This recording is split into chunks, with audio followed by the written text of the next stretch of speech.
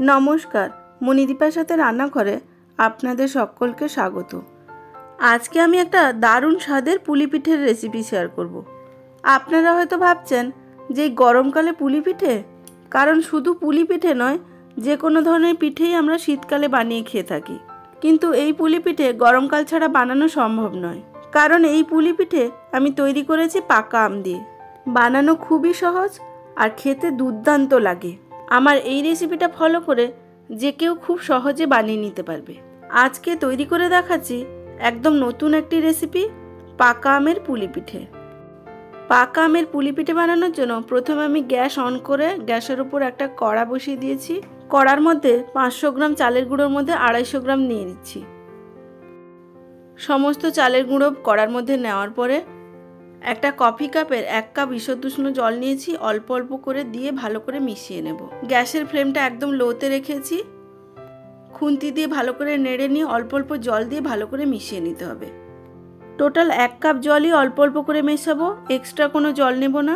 আপনারা চাইলে এই পদ্ধতিতে না করে 1 কাপ জল ফুটিয়ে ওই ফুটন্ত জলের মধ্যেও একসাথে চালের গুঁড়ো দিয়ে ডো বানিয়ে নিতে পারেন। তবে অল্প অল্প জল দিয়ে মেশালে ডোটা ভালো হয়, সফট হয়। আমি এই পুলি পিঠে চালের গুঁড়ো দিয়ে বানাচ্ছি। আপনাদের হাতের কাছে যদি চালের গুঁড়ো না থাকে তাহলে চালের গুঁড়োর পরিবর্তে সুজি দিয়েও একইভাবে বানাতে পারেন।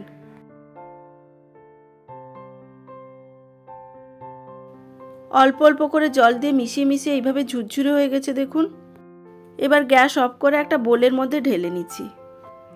আপনারা চাইলে একটা থালার মধ্যে ঢেলেও ডো বানিয়ে নিতে পারেন।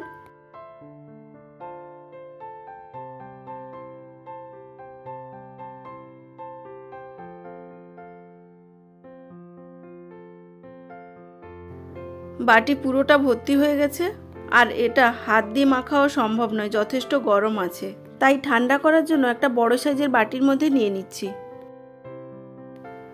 হাত দিয়ে আস্তে আস্তে করে ভালো করে মেখে নিতে হবে, একটা সফট ডো বানাতে হবে। যথেষ্ট গরম আছে তাই আস্তে আস্তে মাখার চেষ্টা করছি। হালকা হাতে চেপে চেপে মেখে নিতে হবে। খুব বেশি যদি গরম লাগে তাহলে আপনারা বাটিও ব্যবহার করতে পারেন, স্টিলের বাটি দিয়েও চেপে চেপে মাখতে পারেন। তারপর ঠান্ডা হলে ভালো করে হাত দিয়ে মেখে নেবেন। ডো বানিয়ে নিয়েছি, এবার ঢাকা দিয়ে কিছুক্ষণ রেখে দেব।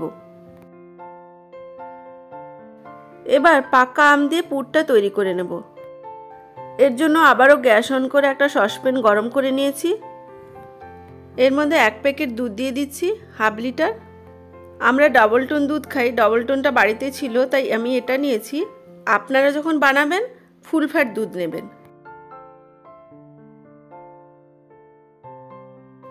দুধ গরম হয়ে গেছে, এর মধ্যে 2 চা চামচ ভিনিগার দিয়ে দিচ্ছি। ভালো করে মিশিয়ে নেব। দুধ থেকে ছানা এখনও কাটেনি, তাই জন্য আর 1 চামচ ভিনিগার দিয়ে দিচ্ছি। ভালো করে নাড়িয়ে নিচ্ছি। দেখুন এবার ছানা কাটতে শুরু করেছে। গ্যাস অফ করে একটা ছাঁকনির মধ্যে দিয়ে ভালো করে ছেঁকে নেব।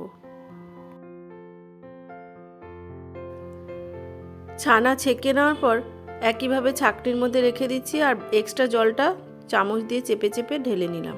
ছানা কাটার জলটা আমাদের কোনো প্রয়োজন নেই, তবে এটা ফেলে দেবেন না। আটা বা ময়দা মাখার সময় এটা দিয়ে মাখবেন। রুটি বা পরোটা যেমন সুস্বাদু হবে, তেমনি এর পুষ্টিগুণও বেড়ে যাবে। এবার 2টো পাকা আম নিয়েছি। পাকা আম খোসা ছাড়িয়ে ছোট ছোট টুকরো করে কেটে নেব। আমি হাত দিয়েই খোসা ছাড়িয়ে নিচ্ছি, আপনারা চাইলে ছুরি দিয়েও ছাড়িয়ে নিতে পারেন। যেহেতু আমটা ভালোভাবে পেকে গেছে তাই হাত দিয়ে ছাড়ানো সম্ভব হচ্ছে, না হলে ছুরি ব্যবহার করতে হতো। পাকা আম খেতে তো প্রায় প্রত্যেকেই ভালোবাসি। টেস্টের সাথে সাথে পাকা আমের পুষ্টিগুণও প্রচুর। এটা রোগ প্রতিরোধ করে ও শরীরকে বিভিন্ন সংক্রমণের হাত থেকে রক্ষা করে।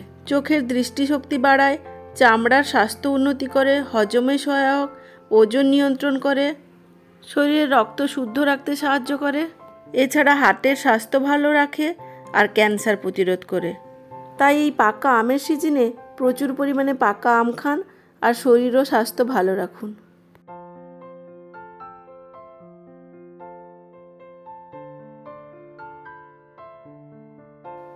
আমের টুকরোগুলো গ্রাইন্ডিং জারের মধ্যে দিয়ে একটা মিহি পেস্ট বানিয়ে নিয়েছি।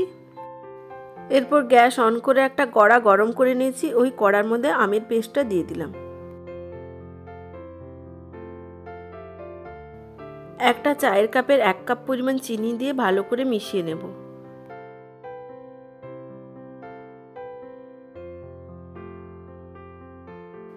লো হিটে নাড়াচাড়া করে চিনি ভালো করে মিশিয়ে নিয়েছি।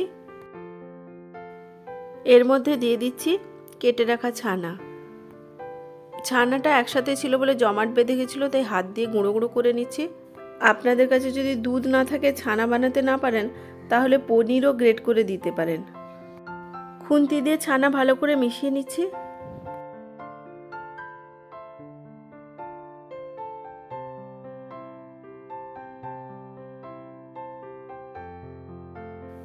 ছানা ভালো করে মিশিয়ে নেওয়ার পর পাউডার মিল্ক দিয়ে দিচ্ছি। আমি এখানে আমুলের 10 টাকার প্যাকেটটা ব্যবহার করছি, আপনারা চাইলে বেশিও দিতে পারেন। ভালো করে মিশিয়ে নেব।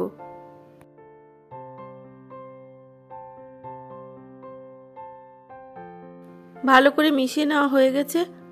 এবার একটা চায়ের কাপের 3 ভাগের 1 ভাগ সুজি দিয়ে দিলাম। সুজিটা আমি দিচ্ছি মিশ্রণটা টাইট করার জন্য, চাইলে নাও দিতে পারেন। সুজি ভালো করে মিশিয়ে নিয়ে একটা এলাচ ফাটিয়ে দিয়ে দিলাম।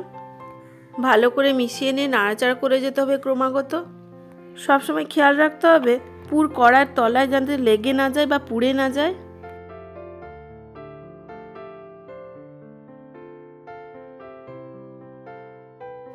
দেখুন পুর ঘন হয়ে শক্ত হয়ে গেছে। এবার গ্যাস অফ করে একটা বাটির মধ্যে ঢেলে নেব। এদিকে যে চালের গুঁড়ো দিয়ে ডো বানিয়ে রেখেছিলাম, ওই ডো থেকে অল্প অল্প লেচি কেটে ভেতরে পুর দিয়ে পুলি তৈরি করে নেব। এর আগে মিনিট 5 ঠান্ডা করে নিতে হবে পুরটা, নাহলে হাত দিয়ে পুর ভরাই যাবে না। আপনারা চাইলে আপনাদের পছন্দ মতো শেপেও তৈরি করে নিতে পারেন। ছোটবেলায় মা যখন পুলি পিঠে তৈরি করতো, আমার দাদা আর আমি বিভিন্ন রকম আকৃতির পুলি পিঠে তৈরি করতাম। গোলাকার, লম্বা আকৃতির, হাত, পা, পাখি, মানুষের মাথা, আরও কত কি। আমার পছন্দ মতো শেপ ছিল মানুষের মাথা, আর আমি ওই আকৃতিরই বানাতাম বেশিরভাগ।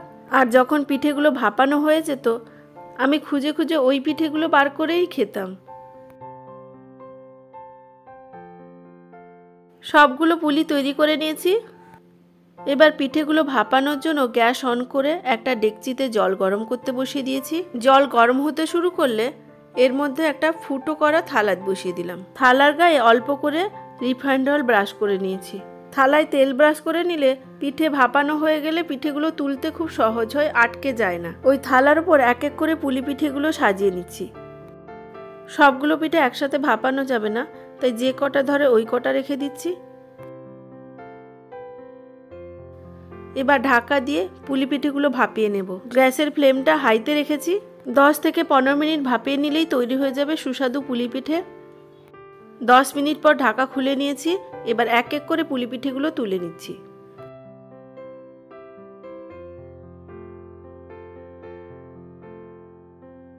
সবগুলো পুলি পিঠে তুলে নেওয়ার পর একইভাবে বাকি পিঠেগুলো সাজিয়ে নিচ্ছি। আবারও ভাপিয়ে নেব 10 মিনিটের জন্য। 10 মিনিট পর ঢাকা খুলে নিয়ে পুলি পিঠেগুলো তুলে নিচ্ছি। গ্যাস অফ করে গরম গরম সার্ভ করব। এই আমের পুলি পিঠে খেতে যেমন নরম হয়, তেমনি সুস্বাদু। আর এটা শুধু গরম গরম খেতে ভালো লাগে তা না, ঠান্ডা হলেও খেতে দুর্দান্ত লাগে। ঠান্ডা হলে এর স্বাদ আরও বেড়ে যায়। পাকা আম শেষ হয়ে যাওয়ার আগে অবশ্যই একবার এই পুলি পিঠে বাড়িতে তৈরি করে খেয়ে দেখবেন। একবার খেলে বারবার খেতে ইচ্ছে করবে। প্রথমবার বানিয়ে এত খেতে ভালো লেগেছিল, আমি বারবার বানাই। যারা নতুন রাঁধুনি তারাও এটা খুব সহজে বানিয়ে নিতে পারবে। পাকা আমের পুরভরা নরম তুলতুলে পুলি পিঠে দেখতে যেমন অসাধারণ, খেতেও তেমনি সুস্বাদু। আজকের মতো এখানেই।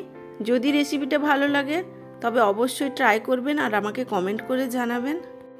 আরও নতুন নতুন রেসিপি পাওয়ার জন্য আমার চ্যানেলটিকে সাবস্ক্রাইব আর পেজটিকে ফলো করবেন। আবারও ফিরে আসবো একটি নতুন রেসিপি নিয়ে। ততক্ষণের জন্য বিদায়। ভালো খান, সুস্থ থাকুন।